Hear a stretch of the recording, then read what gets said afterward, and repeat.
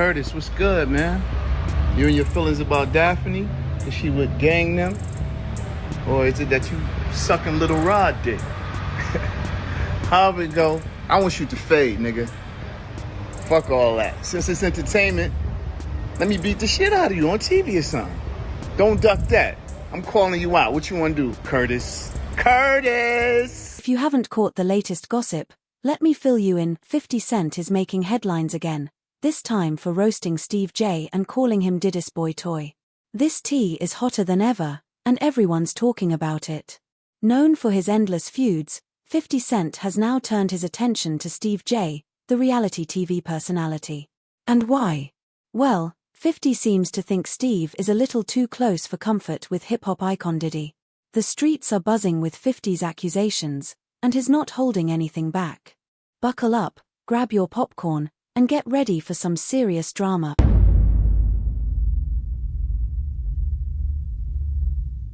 Do you think Diddy can come back from this? Because a lot of people saying it's over for him. Oh, it is over for him. Come back to where? To be in the entertainer business? Listen to me, man. And I don't want to bring this guy's story up because it's old. And I know he's trying to live past it. But I'm going to bring it up anyway. Ray Rice, his wife, spit in his face. And he did what he did on that elevator. He ain't played one football game after that. Nowhere that I know of. He may have went overseas and played or something like that. I don't know that to be true. But he didn't play in the NFL, a hell of a running back. He ain't played not one down in the NFL after that. No endorsements. Nobody's going to have anything to do with old boy. And when they come out with this other stuff, he going to come back to work. I wouldn't be surprised if he do the ultimate sin, his suicide. Because bruh, he's such a narcissistic that he couldn't stand not being somewhere and not being seen. His whole life, his whole career was about him being seen in the public. It was about him, taking everybody else's dreams and making them his. And now, him nor his kids would profit from anything from Bad Boy or Sean Puffy Combs again. His kids is going to suffer behind this. Wow, man, that's crazy to hear, man. And you knowing Diddy, you think it's a good chance he might take his life? He was talking about taking his life at the City College thing. Yo, D. Ferg, ASAP Ferg's father, say, yo, man, we got to watch him, man. This nigga talking about killing himself. I say, so let him. If you're that weak, I said, let him. And he said, Eugene, why you say that? I said, man, listen to me, man. He ain't no good to nobody if he talking about hurting himself. His life don't belong to him. His life belong to God. What he should be trying to do right now is work his way towards God now, for real, and not that devil he been worshiping. That those people got him believing, you understand, that's the true God. Because everything from what I know,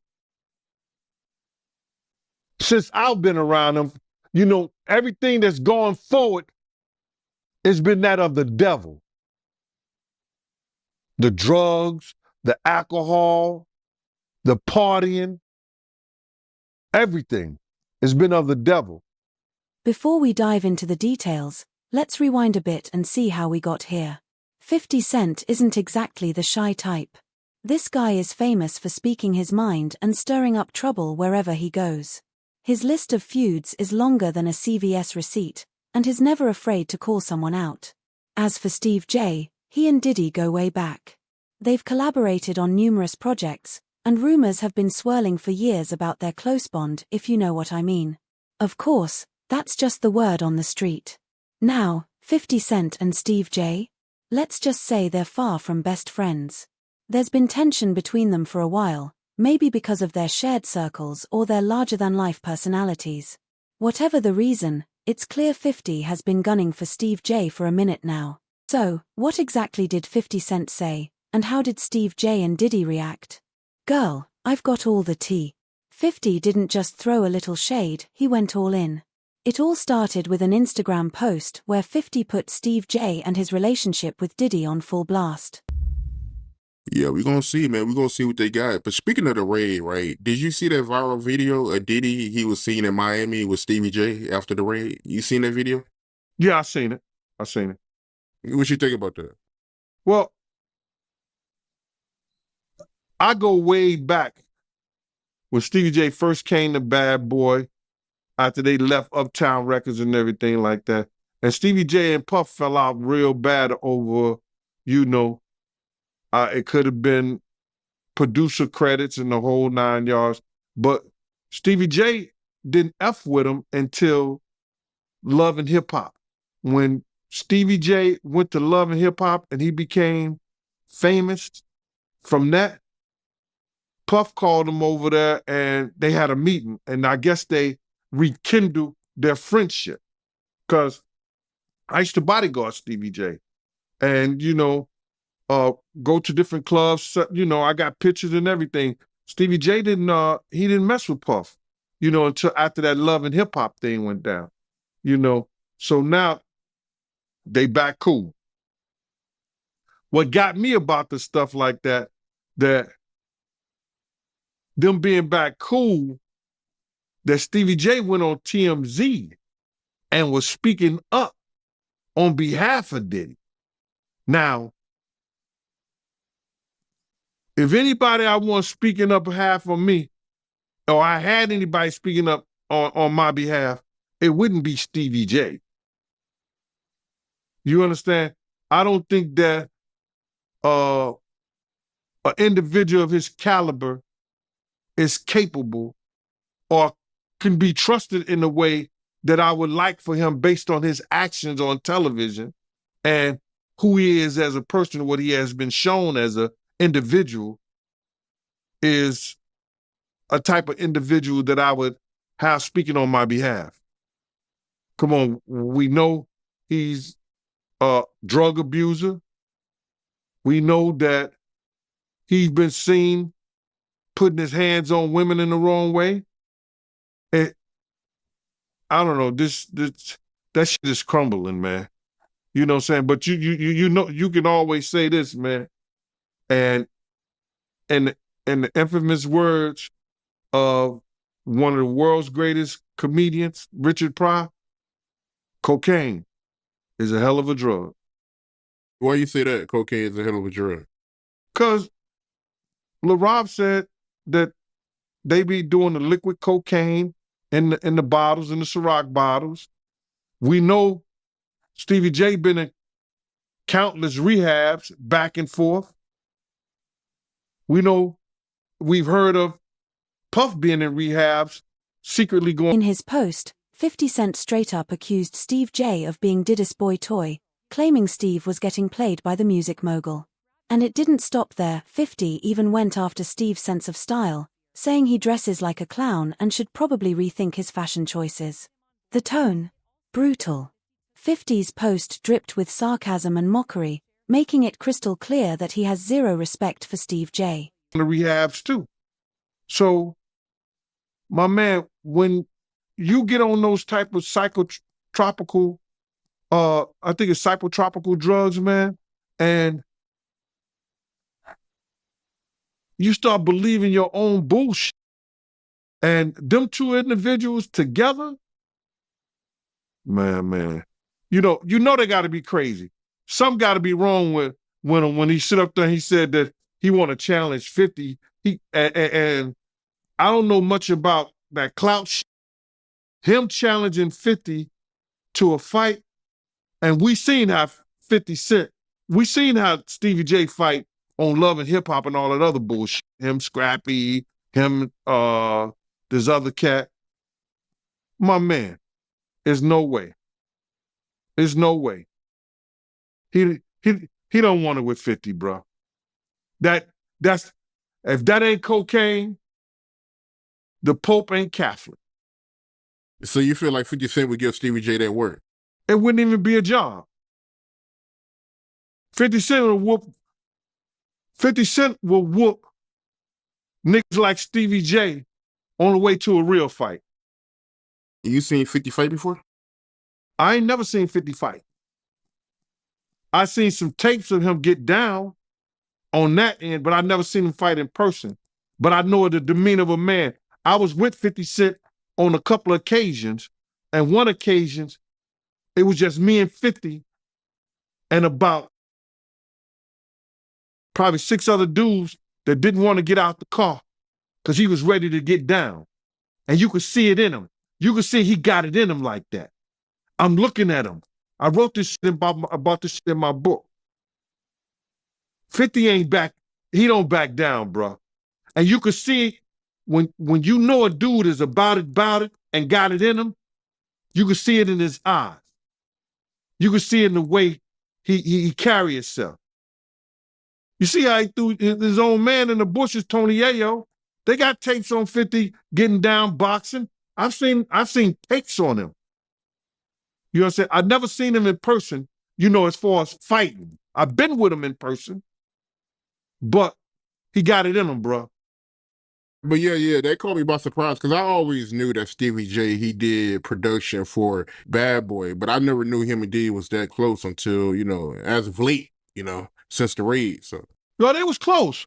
Bro, Stevie J and Puff was like pots and pans back in the day.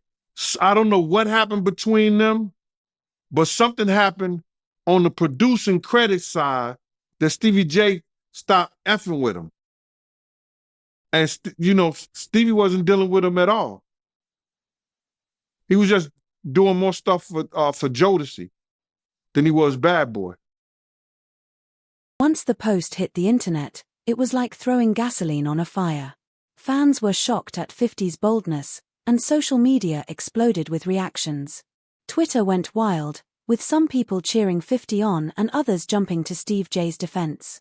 But the burning question remained: how would Steve J and Diddy respond? Would they hit back or keep it classy? Well, it came out, because Cassie sued him. He settled 24 hours. whoa. But now I heard she's cooperating with the feds. She's a civilian. What do you expect? Right. Well, what's interesting, I actually looked this up, because I'm sure when they settled the lawsuit, she signed an NDA saying she's not going to write a book, she's not going to do a documentary, whatever When else, the feds right? come, that's probably all out the window. Well, yeah, here's the thing. An NDA is a private agreement. Yeah, a but the criminal feds- case supersedes that. Yeah. So she could be compelled to take the stand, and she could basically throw that NDA out the window on the stand. Of course, and she's a civilian, and it is what it is. And yo, let me tell you something. God got his ways of humbling people. Yeah. You could be right here, and the next day they all laughing at you. We're public property. That's what I learned. When I seen Fifth down there, we public property. You can say whatever you want to say. So it's public property. You walking on the eggshells, my nigga. Whoever you are. And if you a black billionaire, come on. It's over. It's over. It's looking bad out here for As Diddy. for Looking niggas, bad. 50 taking up for 50, 50 been not fucking with Diddy for his reasons. Like niggas be saying little funny shit behind the scenes, and G-Unit spies is everywhere. G-Unit spy, that's when G-Unit spies is everywhere, bro. Okay, because I remember one of the funniest Drink Champs ever was when 50 was on there, and he said that he met up with Diddy, and Diddy offered to take him shopping. Yeah, you can't tell a nigga from New That's York. crazy. No, you can't tell That's a crazy. nigga from New York no shit like that. Yeah. Let's be real. He's like, what? He's like, I'm a bad Yeah. bitch or something? I got you to let me take me shopping? You gotta understand, Fifth been like that since the beginning of time. When he used to come to the block, he was the nigga like, oh shit, boo-boo coming. Yeah. Like, oh man, this nigga, some shit is about to start. That's who he is. And as for niggas saying they want fades and all that, like, I don't know what niggas think. We've been You talking about Stevie J. No, Stevie J but like wants to Stevie fight J, 50. I don't like to talk about these dudes, cause like Benzino and them, I don't look at it as real street shit. Yeah. Like when you beef, like I said, with a Entertainment, with man. like It's all a entertainment, man. with like a henchman or a fucking a World or any of these type Fat of Joe. niggas. Yeah, or Fat Joe, he's street. Yeah. But like a Benzino, Like, years ago, we ran down on Benzino Miami. We ran down on him like, yo, don't put us in the Source magazine. Because he was so obsessed with Eminem's success, and G-Unit was the shit at the time, and niggas was just, it always been a hate thing because we signed with Eminem. Why? It's the nigga that put me on. I don't give a fuck what color he is. That's just me. You understand what I'm saying? And like I said, nobody owed me nothing. I'm just the type of nigga that just be like, yo, you know what? I appreciate what niggas did. Niggas got me out the hood. Niggas got houses. We went to 103 places. We went on tour for 103 dates. The third, 50 has the 6 months, nigga. third biggest grossing tour in the world. Hip hop. Ever. Some folks are already speculating that this drama could put an end to Steve J and Diddy's long-standing friendship. Others think it's just a little bump in the road. One thing is certain, though, this feud is nowhere near over. Will Steve J and Diddy address the situation directly, or will they let their actions speak for themselves? Only time will tell, but the streets are buzzing with anticipation. Ever. I actually looked this up. I have this in my notes. It's about to be the second. All the numbers ain't even in yet. I think it's the second most gross. No, right. I should actually be looked the at the second. numbers. You guys made $123 million on that tour. Number 2 was Drake. It was all Blur tour, $189 million. And number 1 was Jay-Z and Beyonce on the run, $253 million. Okay. A lot of money, though. Yeah, 50 is a lot of money. 50 is Crazy. A marketing genius, and we had fun on that road. We went to all kinds of places. We went to Paris. We went to Dubai. Bahrain, we went to shout to Abu Dhabi. Thailand. Shout to Bahrain, Thailand. All over, Yo, and man. those experiences. Mumbai, India. And look, you got to understand, me and 50 was always Murder fans. You know what I'm saying? So Murder is like, when we on the road, it be me, Murder, and our man Light. Shout out to Light. Light, They call us the Three Amigos. So like, a lot of shit happens on tour. Like, as for production, you know, they gotta wake up 5 in the morning, build a stage. Like, people be, it's long doing these tours, and you ain't seen your kid, you ain't seen your wife. Definitely. You know what I'm saying? So a lot of shit happens on tour behind the scenes, and it's understanding, because while we're laying in our Armani hotel beds, somebody's building the stage. So we the type that when we around, it's the Three Amigos. We go, we find our bud in whatever country we at, London, Paris, you know, wherever we at. So You know how these celebrity feuds go: 1 minute, they're ready to throw hands, and the next, they're back to being besties. It's impossible to predict how this will turn out, but one thing's for sure, the world will be watching their every move. And he's been leading not only himself, our people, into some kind of damnation through his actions. Yeah, I'm just in disbelief, man. I mean, to see his downfall. I mean, he been on a long run, man. So, you know, to see this is crazy, man. I mean, how long has he been famous? Nah, so you got to realize he didn't get his fame until after he made that, you know, remember, you got to remember this, Mighty. I said he made the atmosphere for Pac to die. He made the atmosphere for Big to die. He created the atmosphere, you understand, for Suge Knight to go to jail, because that's what came out of his mouth. So that didn't happen. His fame he didn't really come famous until after the death of Tupac and the Notorious Big, brother. So that's like 97. He went on that whole Bad Boy tour with the #1 song in the world, Missing You, where he stole the thing from Sting and the music from Source Money, the lyrics from Source Money. Didn't even want to pay that man his money. Waited all those years to pay that man his money. He was stealing people's dreams, man. He's the cause of a lot of people's death, and people ain't gonna see it the way I see it. But when you steal somebody's dreams, Black Rob probably could have changed his life, probably could have changed the way he thought, probably could have changed the way he was doing business if he wouldn't have stole G-Dep from him. If he would have treated Craig Mack in the correct way and not try to steal his music, use him in the way that he used Craig Mack to catapult the Notorious Big. Craig Mack life could have been changed. If he would have never set up the atmosphere and had Big out there in California and bringing Big to that party, the notorious Big life may still be here. If he wasn't trying to put the Bloods against the Crips,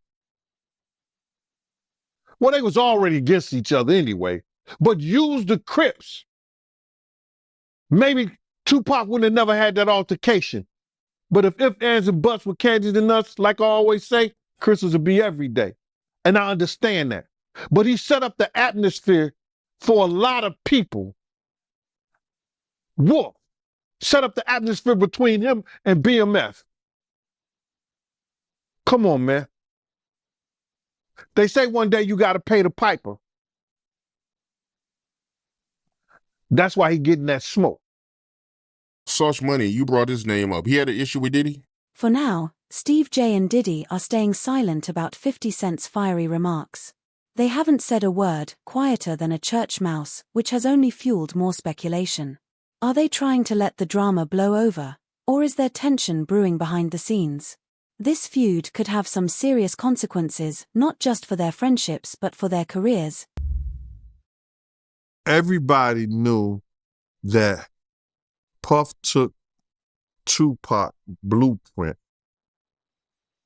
and changed Biggs and Bad Boy in image.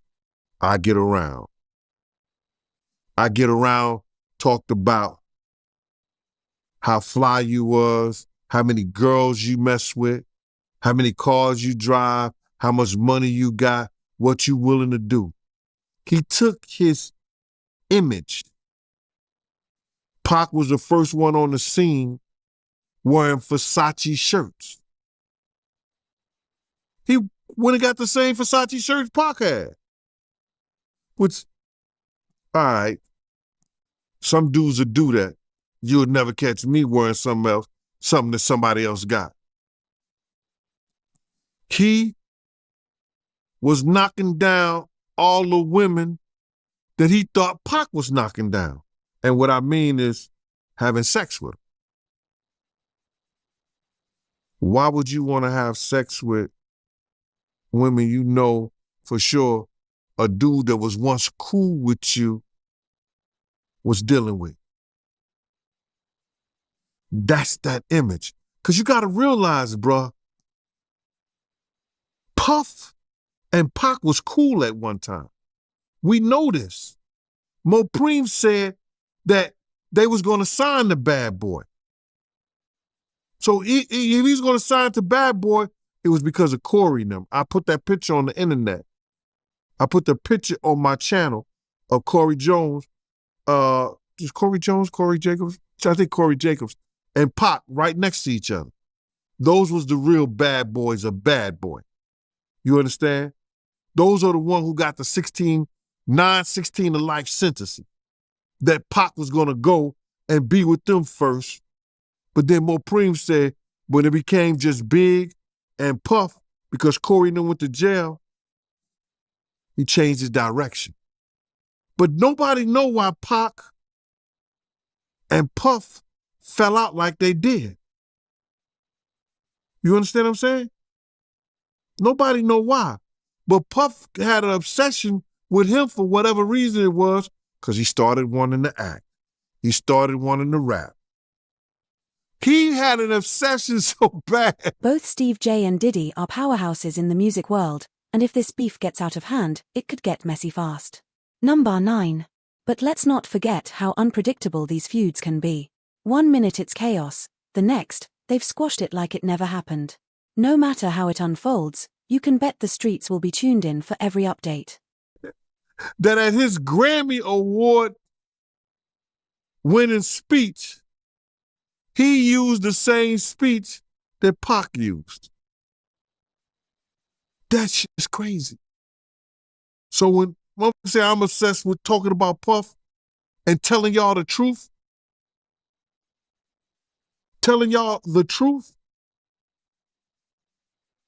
who's obsessed with who? Pac had Sarah before Puff. Allegedly, he had Sally before Puff. And Kim had an obsession or liked Pac so much, she on the red carpet with Tupac shirt on.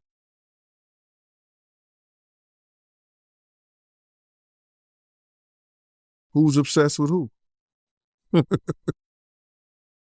So you believe Diddy, he only got with Sarah Chapman because Pac, he had her at one point. And it was a bet in the office. Sarah was messing with an NBA basketball player. Puff bet all the niggas didn't believe that he could get it within 2 weeks. $100. So she actually was a $100 bet that he got. And who was the NBA player? I think it was Gary Payton, allegedly. That's what he said. Somebody said, she messed with Gary Payton? I bet you I get it. I bet you I have it within 2 weeks. Me and him and Sarah went to this party in Chicago that he was hosting with the Streets Entertainment. And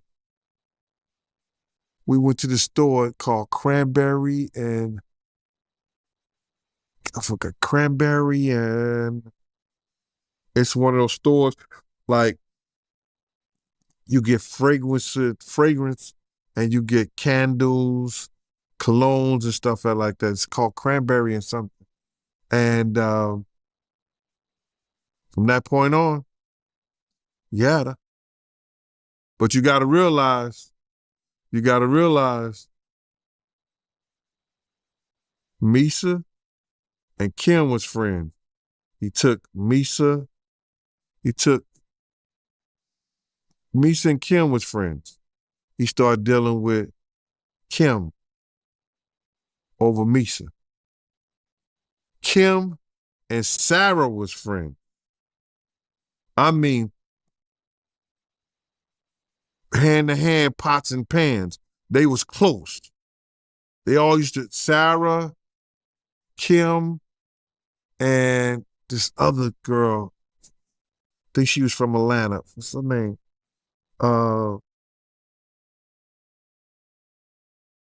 It missed me right now. But they all used to hang together. So then he went from Kim to Sarah. And he liked to do the friend thing. It looked like that. Will they settle their differences, or will this drama keep simmering? Only time will tell. One thing's clear, 50 Cent is a master at stirring the pot, and is not about to let this one go quietly. The fallout from 50's comments has just begun, and the tea is scalding hot. Stay tuned, this saga is far from over. Diddy, his baby mom, Lisa Hilton, she came out with a statement saying that she seen the video, and when she seen the video, it brought back her own trauma, and she knows how Cassie feels. Wow. That was big, that was big in so many ways, man. I was catching flack, talking about, I never heard of that before. I never heard that Puff ever put his hands on Misa. You just making shit up. If you saw it, you know why you ain't do nothing about it. I didn't see it. And I always say, Mighty, when I heard somebody, and these are the people who were saying it, I always say that. I don't try to claim everything. If I see it, I'm going to tell you I saw it, if I want it to be known.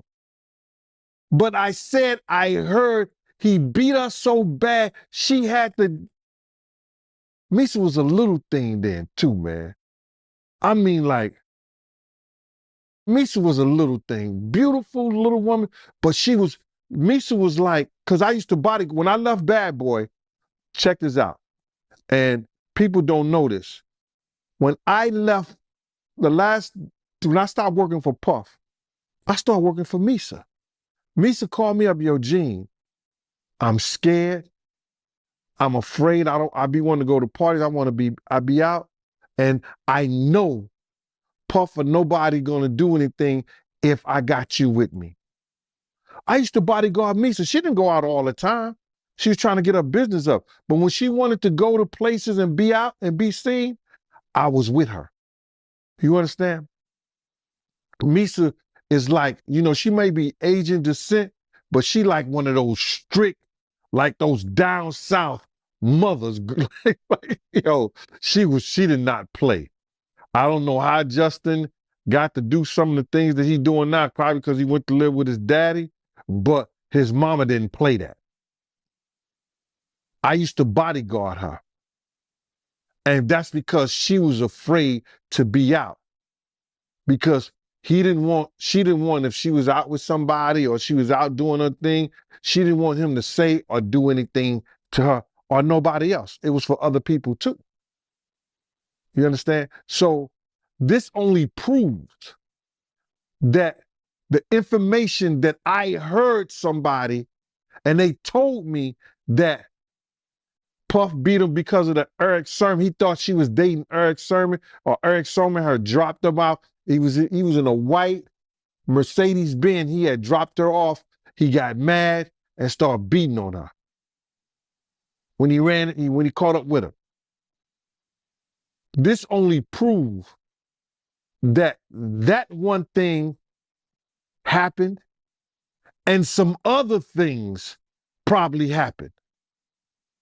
Because she said that it only brings back her own trauma, bruh. People don't understand, man, when things like that happen to you, man, and you see it happen to other people, what's that, PDST or PSDT or something like that? That shit is a MS. Celebrity feuds like this always grab attention because, let's face it, we love the mess and the drama. But let's not forget these public battles can have real consequences. They can destroy friendships, derail careers, and completely shift how people are perceived. With heavyweights like 50 Cent and Diddy involved, the stakes are higher than ever. While it's entertaining to watch, let's not lose sight of the fact that real lives are being affected. Hey, it was so crazy, man. The way they explained it, that, he beat that woman till she was crawling up under a car, man. No matter how small she was crawling up under the car, man. You got to be real scared, man. That's crazy. I know it ain't funny, but it's crazy. He was beating her till she ran up under the car, man. Wow, man. So it got that bad, man? The way they was explaining to me, man. And I'm like, yo, the first thing I want to know, then what did somebody do? People was grabbing him, but he wouldn't stop. And if you know Puff wasn't no dude that, he was no weak guy, nothing like that. You understand? I seen Puff slam to many of guys. I used to laugh. Guys used to come up there and they try to grab him or whatever like that. Puff used to wrestle and play football. So I seen him grab some street dudes that thought they was like that, and he put them on their back quick. No Diddy. Yeah, that's crazy. And when you was doing security for her, was he controlling? Like, was he worried about where she was going and keeping tabs on her? He couldn't control her. I had left Bad Boy. That would be the last thing that Puff would try to do, is come and confront me or confront Misa when she with me. You understand? And plus, he wasn't doing right by his own child at that time. He wasn't doing right by Justin with Misa at that time. So my whole thing about it, he wasn't going to do that. Not at all. That would be the last thing he would have did. We don't play those games. If I'm protecting Misa, Misa is protected. From baby daddies, from ex-boyfriends, from whoever. My job is to get her back in her car safe and make sure she get on that highway and get home. And that's what I did. So he wasn't going to do that. Not at all. Oh, and speaking of messy, have you seen the video of Diddy's alleged affair that 50 Cent leaked? If not, you might want to check it out to get the full scope of this wild situation.